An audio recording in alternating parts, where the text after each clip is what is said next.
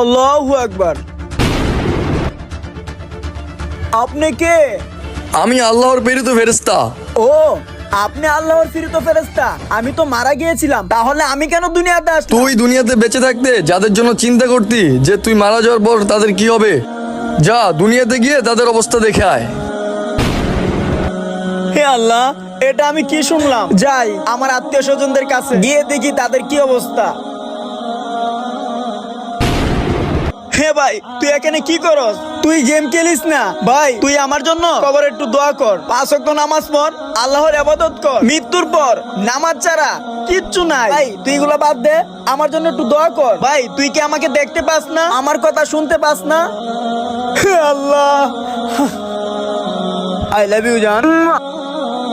আরে বন্ধু দেখ, আমি তোর বন্ধু। তুই আর মেয়েদের সাথে কথা বলিস না, পাপ করিস না, এগুলা ভালো না। তুই 5 ওয়াক্ত নামাজ পড়ে আমার কবরে একটু দোয়া কর।